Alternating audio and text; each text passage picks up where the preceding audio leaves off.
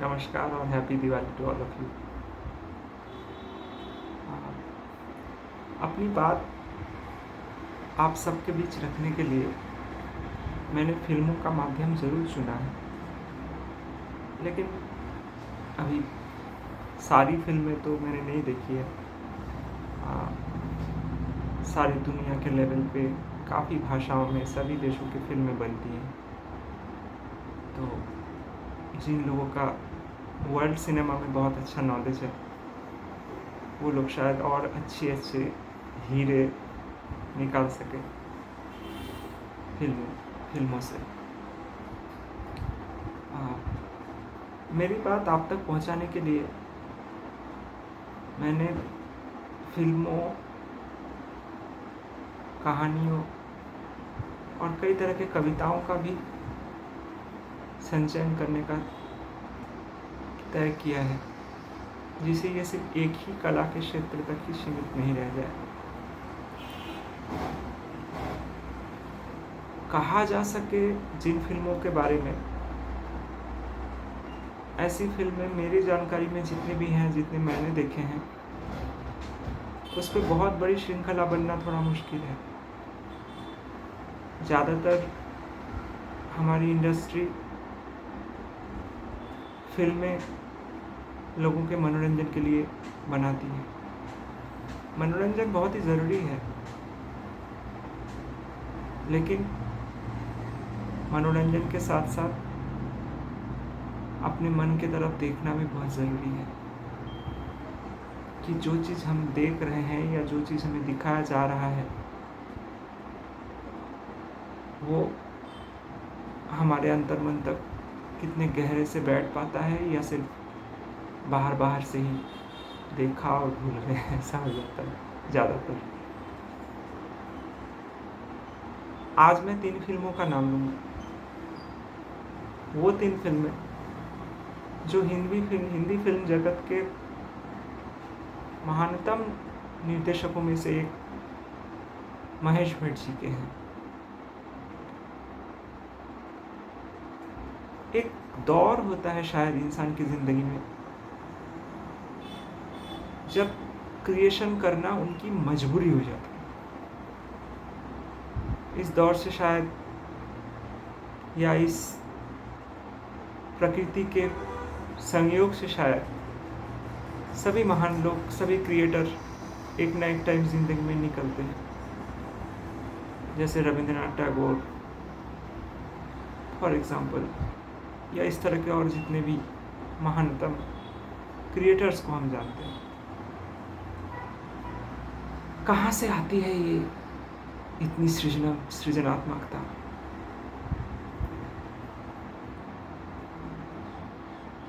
इसकी जड़ में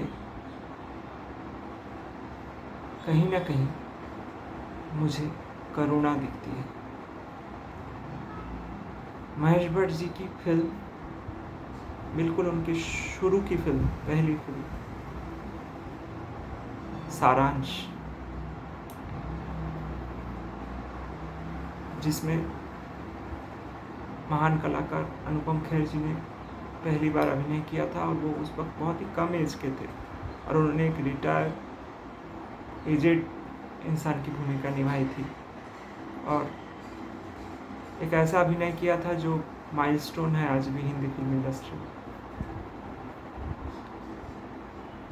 दूसरी फिल्म है अर्थ, ट्रिलॉजी कहा जाए महेश भट्ट जी की तीनों फिल्में। दूसरी फिल्म अर्थ, जिसमें शाहबाज आज़मी, कुलभूषण खरबंदा, स्मिता पाटिल, राज किरण ये लोग थे।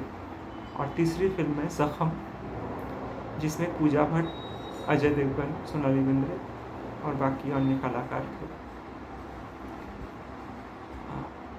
फिल्म के नज़रिए से तीनों फिल्में बहुत ही परफेक्ट थी।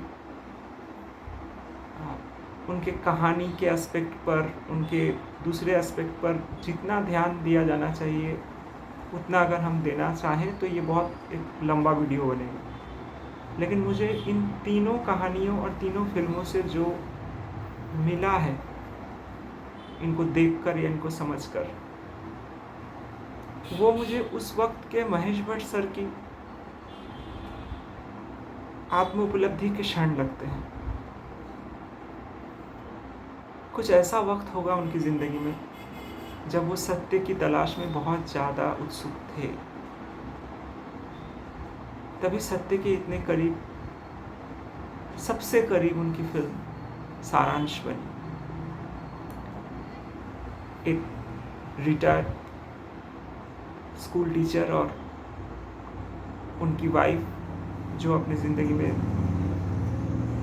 अभी अंतिम सफ़र में है, एजेड हैं, उनका बेटा विदेश में रहता है और वो अचानक वहाँ किसी मॉब लिंचिंग या किस तरह के लोगों से झगड़े में या किसी चीज़ में वो मारा जाता है। उनके बेटे के मरने की, एक ही बेटा था उनका, उनके बेटे की मरने की खबर सुनने के बाद की स्टोरी है सारांश। सारांश का जो सबसे महानतम डायलॉग, जो मुझे लगता है कि हिंदी फिल्म इंडस्ट्री का भी, अगर मैं महानतम डायलॉगों की श्रेणी में भी सबसे ऊपर मेरे देखे हुए फिल्मों के हिसाब से रखूं, तो सबसे अच्छा डायलॉग मैं कह सकता हूं उसको। और वो डायलॉग था अनुपम खेर जी का कैरेक्टर अपनी वाइफ रोहिणी हट्टंगडी जी को, जिनका नाम पार्वती था पिक्चर में, उनको कह रहे हैं कि पार्वती, तुम्हारे चेहरे की झुर्रियों में मेरी ज़िंदगी का सारांश है।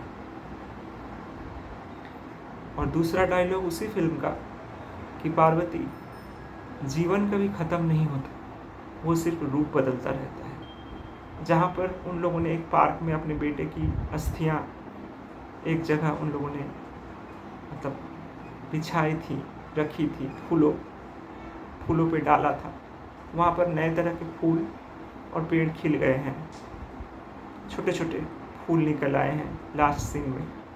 वहाँ ये डायलॉग कहा जाता है कि भले हमारा बेटा आज नहीं हो, लेकिन रूप बदल कर उसका जीवन आज ही फूलों में से हमें दिख रहा है। तो ये सोचना गलत है कि वो नहीं है हमारे आसपास, वो कहीं दूर नहीं गया है।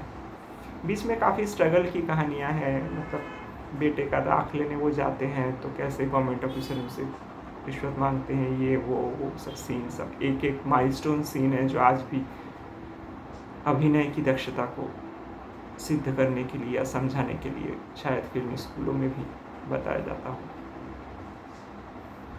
दूसरी फिल्म अर्थ, जिसमें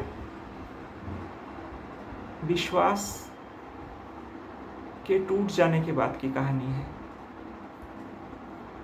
लेकिन इस कहानी में विश्वास का टूटना उस इंसान का टूटना नहीं बनता, उस इंसान को और सशक्त कर जाता है। शबाना आज़मी अपने पति के साथ बहुत खुशी की ज़िंदगी बिता रही है, लेकिन उसके पति का किसी दूसरी स्त्री के साथ, जिनका एक्टिंग स्मिता जी ने किया, स्मिता पाटिल जी ने, वो भी महानतम एक्ट्रेस हैं हमारी फिल्म इंडस्ट्री,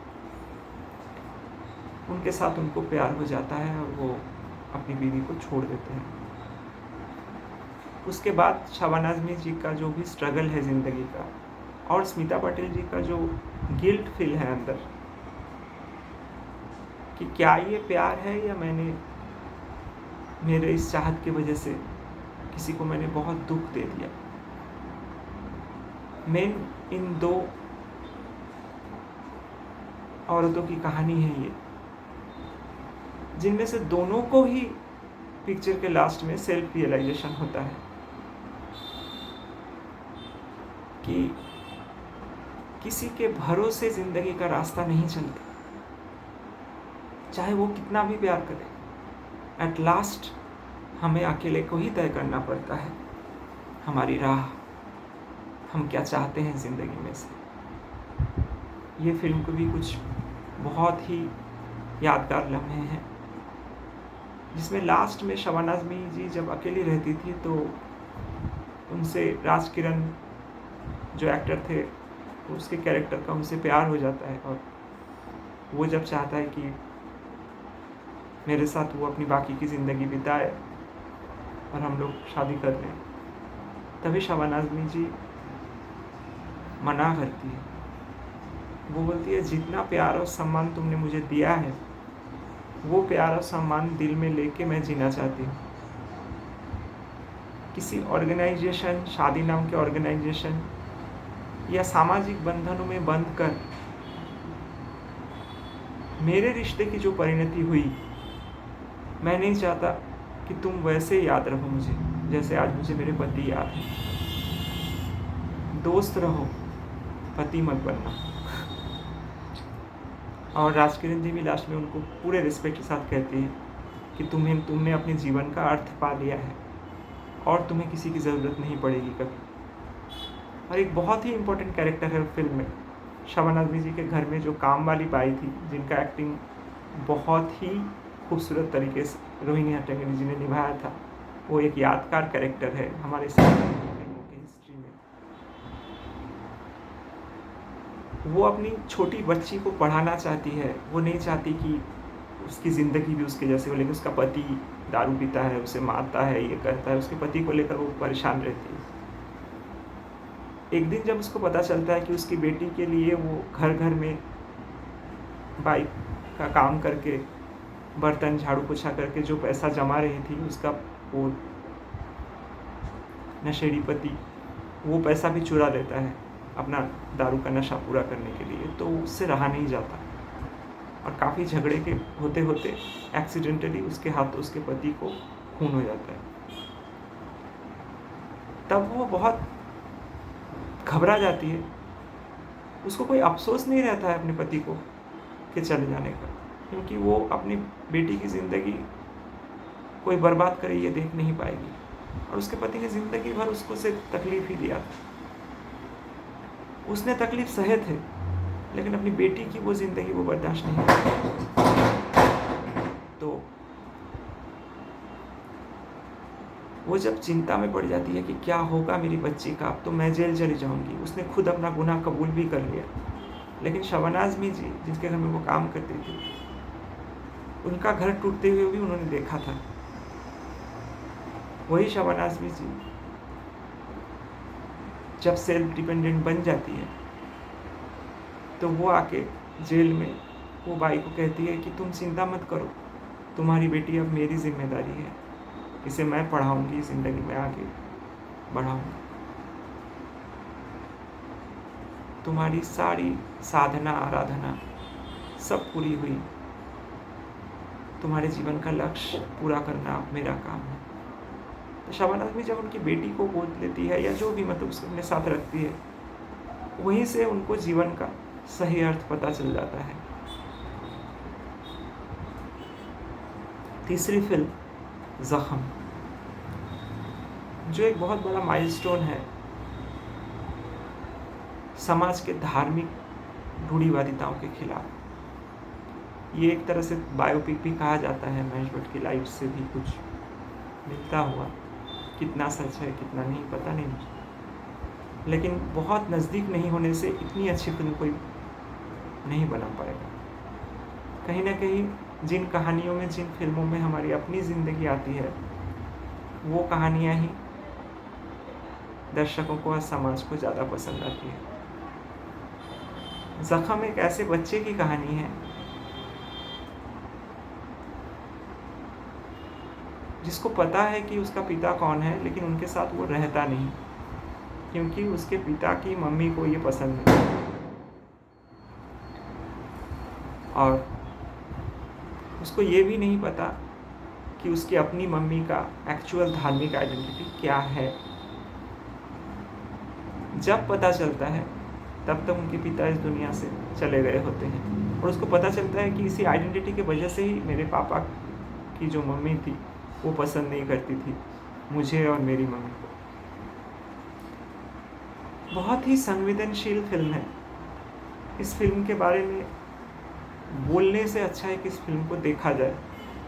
अजय देवगन जी की बेहतरीन या कहा जाए सबसे अच्छी भूमिकाओं में से टॉप में इसको मैं रखता हूँ, जिसकी वजह से उनको, इस अभिनय की वजह से अजय देवगन जी को नेशनल अवार्ड भी मिला था।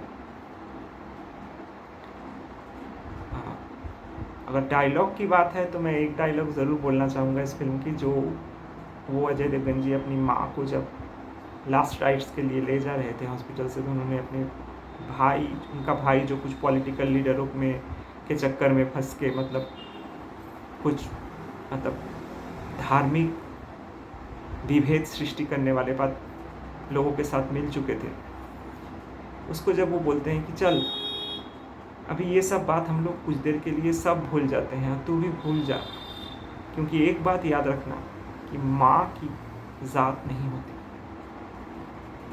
कोई माँ हिंदू, मुसलमान, क्रिश्चियन, सिख नहीं होती। उसके अंदर एक ही चीज़ होती है और वो है प्रेम और करुणा। करुणा की छत्र छाया में जिन लोगों की भी जिंदगी बीती है, वो लोग कभी भी धर्म, जाति, इन सब चीज़ों के नाम पर समाज में विभेद नहीं सृष्टि करेंगे। प्यार नहीं मिला तो प्यार देंगे कहाँ से? प्यार मिलना बहुत बड़ी किस्मत की बात है। जो आपके पास होगा आप वही समाज को देंगे, इसमें आपकी कोई गलती नहीं है। लेकिन ये तीनों फिल्में बनाकर महेश भट्ट जी ने एक बहुत बड़ी बात समाज को कहने की कोशिश की है, जो मुझे याद भी आती है कि अनुपम खेर जी के एक इंटरव्यू में उन्होंने ऐसे एक उनका एक प्रोग्राम आता था, उसमें कहा था कि जब सारांश की मतलब उनकी पहली फिल्म की शूटिंग शुरू होने वाली थी, तो उन्होंने महेश भट्ट जी से कहा था कि ये जो कैरेक्टर मैं निभा रहा हूँ, ये पूरा कैरेक्टर करते टाइम मेरे दिमाग में ऐसी कौन सी बात रखूँ कि ये कैरेक्टर के अंदर जाने में मुझे सुविधा हो। तो महेश भट्ट जी ने एक ही जवाब दिया था, कॉम्पैशन, करुणा। और इन तीनों फिल्मों में करुणा की सर्वोत्कृष्ट अवस्था को तरह तरह के इमोशनल, सामाजिक, धार्मिक लेयर्स में लेकर महेश भट्ट जी ने हम तक पहुंचाने की कोशिश की है। तीनों फिल्में कमाल की तो है ही और हर किसी को देखनी चाहिए, लेकिन सबसे बड़ी बात है कि सिर्फ फिल्म देखने से नहीं हो, ये सोचना पड़ेगा कि ये करुणा आज समाज से क्यों इतना कम होता जा रहा है लोगों के अंतर्मन से। सिर्फ फिल्मों की बात नहीं है। आजकल मैं कहीं भी बाज़ारों में, ट्रेन्स में, कहीं भी बहुत ज़्यादा लोग गुस्से में क्यों रहते हैं। एक छोटा सा अगर किसी को थोड़ा सा कुछ लग गया तो एकदम से मरने मारने को उतारू हो जाते हैं। क्या ये सिर्फ फाइनेंशियल टेंशन है? क्या ये पारिवारिक कलह का टेंशन है? नहीं, ये टेंशन एक ही बात का है कि कहीं भी प्यार नहीं दिखता। अगर किसी के मन में प्रेम है, कोई प्रेम की बात करता है, तो उसे कमज़ोर समझा जाता है कि ये ज़िंदगी में कुछ कर नहीं पाएगा। और जिन लोगों ने भी प्रेम की बात कही, सत्य की बात कही, उन लोगों को हमेशा से ही समाज मिटा देना चाहता है। चाहे वो मीराबाई हो जिनको जहर पिलाया गया, चाहे वो जीसस क्राइस्ट हो जिनको सूली पे लटकाया गया। सत्य कहने वालों को कभी भी समाज माफ़ नहीं करता। लेकिन एक आश्चर्य बात है कि उनका अंत कर देने के बाद उनको ईश्वर ज़रूर बना देता है। ऐसा क्यों है? ऐसा क्यों कि करुणा निधान जीसस क्राइस्ट को जिंदा कील पे ठोक दिया गया? उनके अंदर तो सिर्फ प्रेम भरा हुआ था। तो फिर कहाँ है समाज में वो छुपा हुआ प्रेम जो बचा सकता है हमारी पूरी मानवता को? आजकल लड़ाई झगड़ा एंटरटेनमेंट हो गया है। मैं कुछ दिन पहले ट्रेन में आ रहा था तो दो लोग झगड़ रहे थे। जब झगड़ा बंद हो गया तो कुछ लोगों ने कहा, अरे बंद क्यों कर दिया इतना जल्दी, मज़ा आ रहा था। ऐसा क्यों?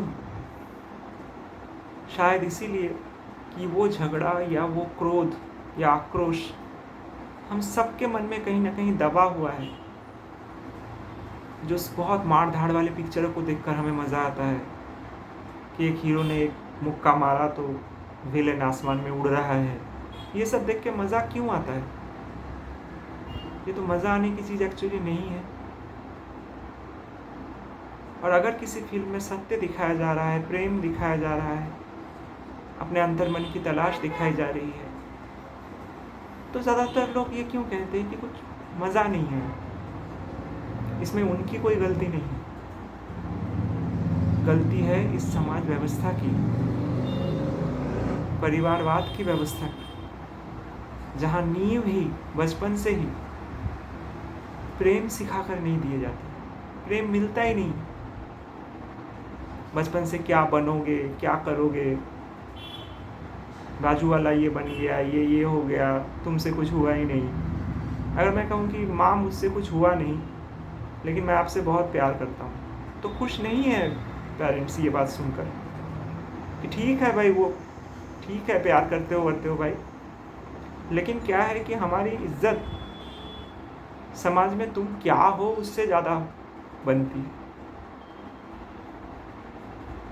लोग आज अगर दोष भी देते हैं, सीनियर सिटीजन जो हैं, जो आजकल लोग बोलते हैं बहुत कि आजकल का जनरेशन माँ बाप से प्यार नहीं करता, उनसे अलग रहता है, अलग कर देता है, घर टूट रहे हैं, तो उसकी वजह एक्चुअली बच्चे नहीं हैं। इसलिए बच्चे नहीं है कि उन बच्चों को आपने भी प्यार नहीं सिखाया, ज़िंदगी में दिया ही नहीं, तो वो कहाँ से आपको प्यार करेंगे? आपने उनको सिर्फ ज़िंदगी में कुछ बनने की सलाह दी।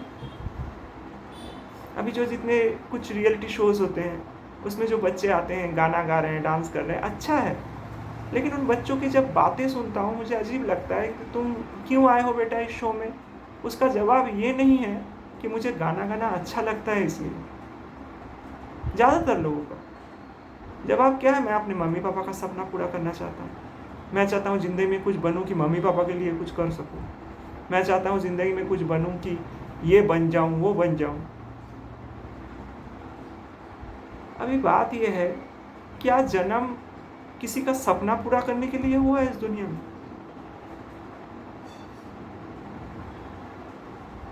सपना अगर पूरा करना ही हो तो इंसान खुद करे ना।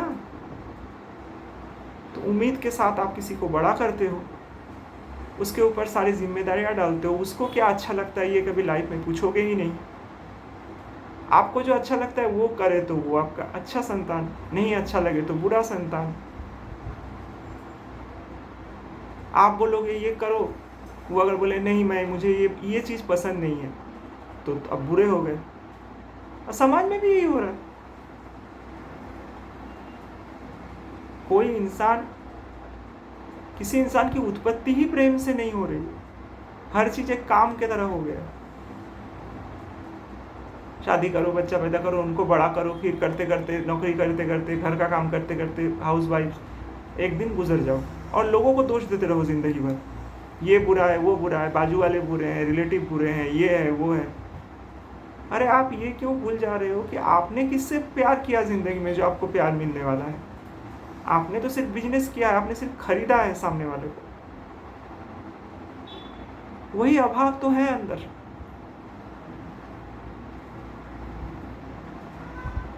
क्यों कतराते हैं लोग प्रेम से? क्यों डरते हैं लोग किसी को अपने मन की बात कहने से? क्या वजह है कि किसी के सामने खुलने में अपनी इज्जत चली जाती है, लोगों को लगता है? अगर मैं किसी से प्रेम करता हूँ, प्यार करता हूँ, तो अगर मैं वो बोलता हूँ तो झुक क्यों जाता हूँ? और अगर बोलता हूँ तो जब कोई बोलता है तो उसमें कोई स्वार्थ नहीं भाई। मैं तुमसे प्यार करता हूँ, अब तुम मुझसे शादी कर लो, बात खत्म, फिर झगड़ा करेंगे ज़िंदगी भर बैठ के।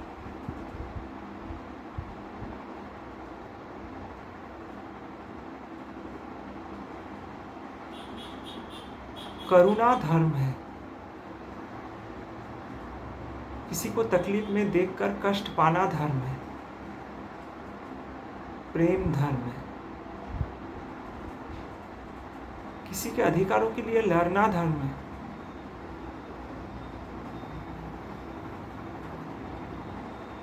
अन्याय, विभेद, तकरार, मारपीट,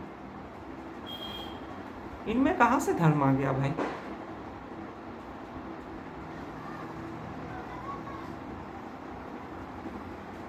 बोल बोल कर थक गए कृष्ण, महावीर, बुद्ध। सब। ये यात्रा तुम्हारे अंदर की है।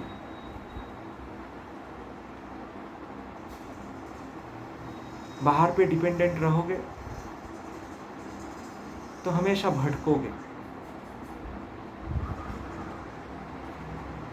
प्रेम से भरो इस दुनिया को, करुणा से, तभी तुम्हारे आने वाली पीढ़ियां भी समझ पाएंगे कि तुमने उनको क्या दिया। सिर्फ उम्मीद बांध के बैठे रहने से नहीं होगा। ये तीनों फिल्में आप लोग ज़रूर देखें। दिवाली की रोशनी, प्रकाश, करुणा बनकर आप सबके हृदय में बहती रहे। अगर एक या दो लोग भी मेरे इस वीडियो को देखकर आसपास के समाज या जो चल रहा है उस चीज़ के बारे में थोड़ा भी सोच लें तो मैं बहुत कृतज्ञ हूँ। हैप्पी दिवाली।